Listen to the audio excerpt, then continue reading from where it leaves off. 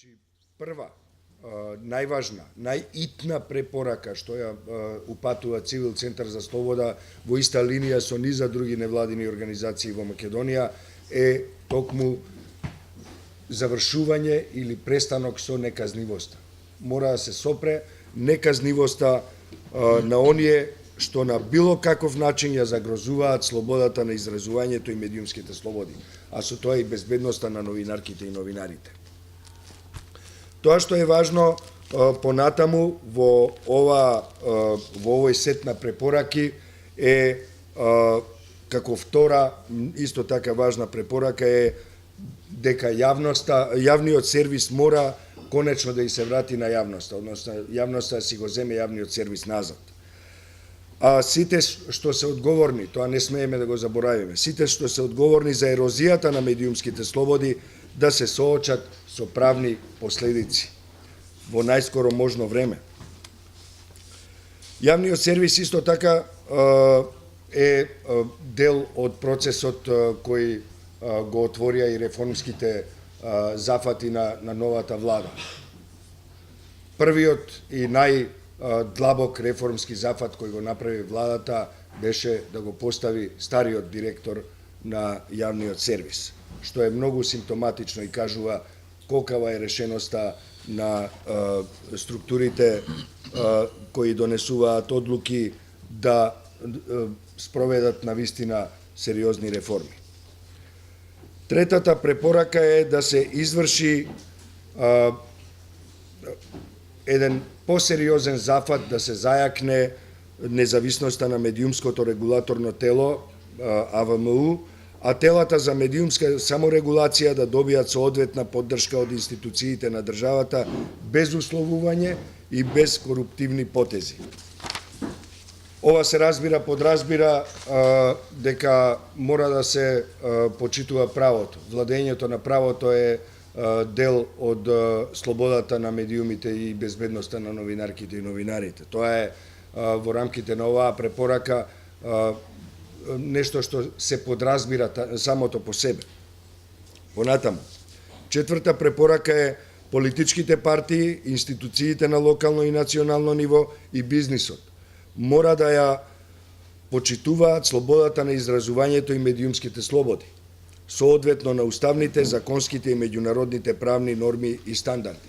Колку и да звучи излитено оваа фраза, оваа препорака, сепак мора да знаеме дека дојдовме до одредени граници на толеранцијата, кога ако ова не почне да се случува во најскоро можно време, ако не видиме сигнали кои институциите ќе ги дадат во насока на владење на правото, ние навистина ќе одиме уште подлабоко на сите можни ранг листи, а се разбира ќе престанеме и да сметаме дека во Македонија воопшто постојат и медиуми. Туку ќе бидат само едни обични огласни табли на центрите за моќ, било да се тоа политички, бизнис или криминални центри на моќ. Петта препорака е законската регулатива мора да се хармонизира со потребите на медиумите и со потребите за саморегулација на медиумите. Законите кои ја регулираат медиумската сфера мора да се во чекор со времето и потребите на граѓанките и граѓаните, а не на центрите на моќта, односно да бидат општествено одговорни и вистински артикулатори на јавниот интерес. Шеста, финансиската независност на медиумите е услов за медиумската слобода, но и слободата на изразувањето во целост.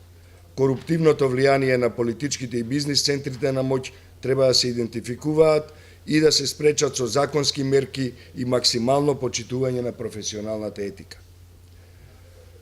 Мора да се креира овозможувачки амбиент во општеството во кој слободата на изразувањето, медиумските слободи и активното граѓанство се третираат како ресурси на општеството и државата за демократски развој и владење на правото, а не како непријателски напади. Мора да се води сметка за образованието и обуките за подобрување на вештините на новинарките и новинарите, кои ќе бидат во согласност со новите технологии и со новите глобални трендови во медиумите. Девета, Изминатиот период бележи подобрување во доменот на соработката меѓу граѓанското општество и медиумите, но тоа ни оддалеку не е на потребното ниво. Постои многу неискористен простор за суштинска и содржајна соработка меѓу двата сектори, особено ако се земат предвид глобалните трендови во оваа сфера.